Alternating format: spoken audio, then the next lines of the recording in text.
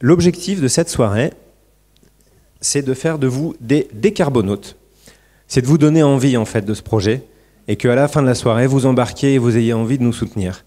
Et si on y arrive et que chacun d'entre vous après en parle autour de lui, eh ben, il va peut-être se passer quelque chose. Et évidemment, ceux qui sont déjà dans le collectif, ils espèrent qu'il y a quelque chose d'historique qui est en route parce que ce projet, il a le potentiel pour réellement transformer notre société. Et dans le monde où on est, qui est quand même assez morose et où on se pose des questions sur l'avenir, j'espère que vous trouverez ça comme une excellente nouvelle et que vous en verrez tout le potentiel. En essayant de remonter le fil de causalité qui nous a amenés à cette situation de crise écologique, on tombe forcément sur la question démocratique. Quel autre sujet d'une telle gravité connaissez-vous où des gouvernements élus, pour prendre des décisions dans le cadre de l'intérêt général, pour protéger leur population, n'ont quasiment rien fait depuis 50 ans, alors qu'ils avaient l'essentiel des données en main. Honnêtement, la question climatique et la question écologique au sens large du terme est sans doute la seule qui me vienne à l'esprit avec un tel degré de gravité et un tel degré d'inaction. Pour le moment, si tous les États respectaient leurs engagements pris dans les COP, donc dans les grands sommets internationaux, plus 2,7 degrés à la fin du siècle. Plus 2,7 degrés, ça veut dire que 2 milliards de personnes sont soumises à des chaleurs extrêmes et potentiellement mortelles. De façon allégorique, nous ne parvenons pas à nous mettre tous ensemble autour de la table pour faire un constat commun de la situation et donc pour trouver ensuite les moyens d'y apporter une réponse commune. Je pense qu'on ne s'en sortira jamais.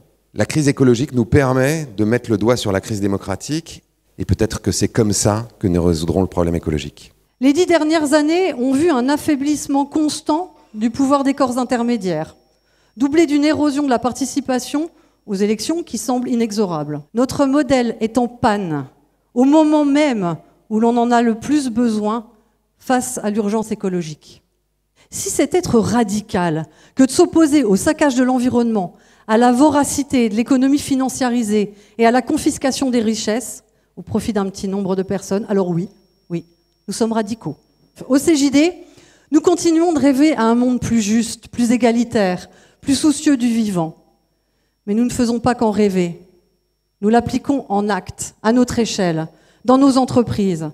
Car les mots ne suffisent pas, il faut de l'action. Les décarbonautes organisent un événement démocratique avec des panels de citoyens, panels d'entreprises, panels d'associations, panels de collectivités locales.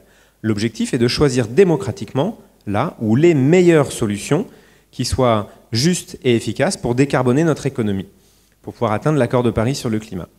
Quelles solutions proposeriez-vous aux participants et participantes d'un tel événement? Si on veut avancer sur la question climat, il est nécessaire d'embarquer un maximum de personnes, concitoyens, entreprises, organisations, sociétés civiles, etc.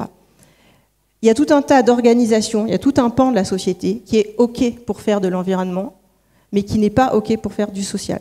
Une politique efficace devrait respecter les 5 critères en même temps. La première, c'est la prise en compte de l'ensemble de nos émissions, pas seulement les émissions territoriales, mais également les importées. La deuxième, elle est majeure, c'est l'obligation de résultat. La troisième, c'est la justice sociale. La quatrième, c'est évidemment mobiliser tout le monde, le tissu économique, les élus, les politiques, et évidemment nous, les citoyens. Et le cinquième, qui est très important, parce que j'en ai pas beaucoup entendu parler encore, c'est de laisser le plus possible la liberté de choix aux citoyens consommateurs. La solution qui répond à ces 5 critères, c'est une notion c'est un système de droit d'émission par quota, par allocation, par budget, appelons-le comme on veut, individuel. Comment ça marche le compte carbone individuel ?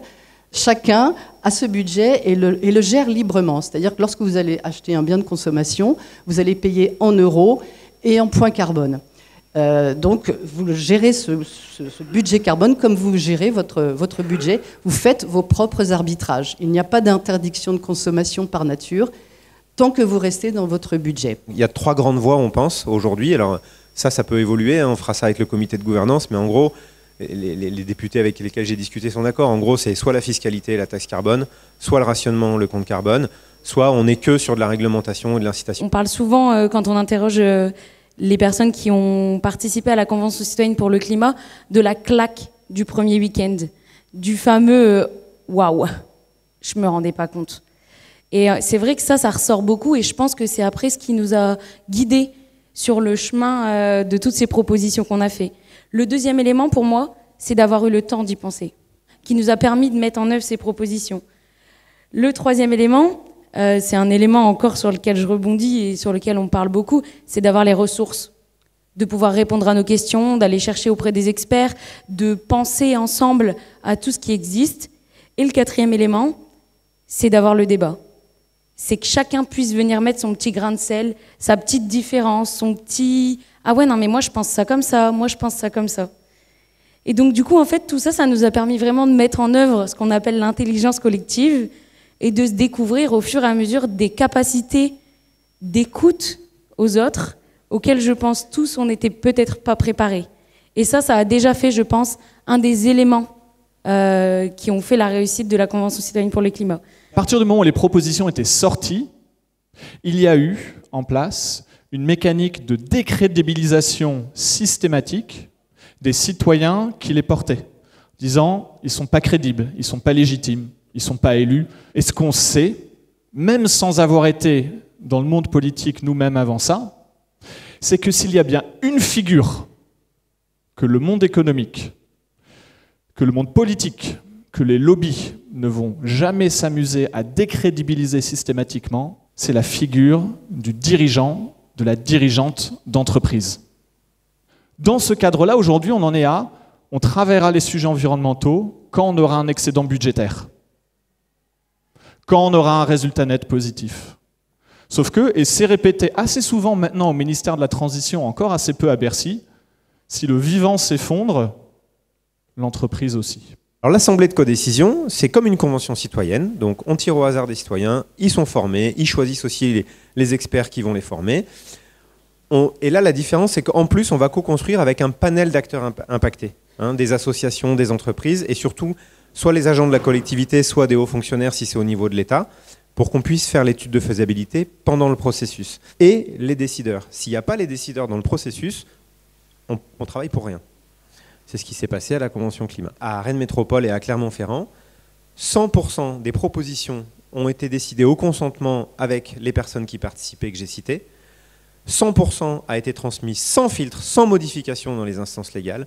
100% a été adopté dans les instances légales. Tous ceux qui participent aux conventions citoyennes vous le diront, ils ont été complètement transformés. Ce truc, ça a marché, c'est génial, c'est documenté sur le site, il y a des films, il y a tout ce que vous voulez. Maintenant, vous pouvez utiliser les cartons de couleur pour répondre à cette question. Est-ce que l'Assemblée de codécision est le bon outil pour améliorer notre démocratie? Les cartons, c'est très simple. Vous exprimez ce qui est marqué sur le carton. Une fois qu'on a proposé des décisions, évidemment, il va falloir les remettre dans le système en place, le système légal. Donc soit ça aboutit à un référendum, soit ça aboutit à un projet de loi qui sera porté par le gouvernement, soit ce sera un vote lors d'une semaine partisane au Parlement, qui sont aujourd'hui les 3 voies légales possibles pour mettre en œuvre les actions au niveau national. Et si la loi n'est pas votée, nous continuerons à porter le projet pour que les candidats qui se présenteront aux élections inscrivent les actions dans leur programme. J'ai trouvé la soirée de ce soir super intéressante justement par la diversité des intervenants et par le fait qu'en fait chacun puisse s'exprimer. C'est aussi intéressant, je trouve, de mettre en place les cartons de couleur pour permettre à chacun, même s'il ne se sent pas de poser une question ou d'interagir à l'oral, de pouvoir le faire. Pour moi, c'était l'occasion d'entendre plein de points de vue différents, côté entreprise, côté citoyen et côté ingénieur scientifique. Ça éveille ma curiosité pour moi aller plus loin, pour pouvoir choisir mes combats là-dedans. Ce soir, j'étais très intéressée de voir quel nouveau souffle on pouvait apporter à la démocratie. Très sympathique l'échange à la fin. Je pars avec plein d'idées et ça redonne le sourire des soirées comme ça. J'en avais entendu parler, mais le voir en vrai et le pratiquer, c'est vraiment super enrichissant. Et ça donne vraiment envie de... je me suis demandé si je ne pouvais pas l'appliquer dans mon entreprise ou à d'autres occasions. Ça me donne beaucoup envie de creuser le sujet. Je vais me renseigner, aller sur le site. J'ai écouté les réactions dans les petits groupes, j'ai entendu non mais vraiment ça nous redonne de l'espoir. C'est un projet qui est plein de potentiel. Donc moi j'ai le cœur rempli et puis j'espère que ce message va passer et qu'on va être suffisamment nombreux pour pouvoir faire bouger les choses. On a besoin de chacun et chacune.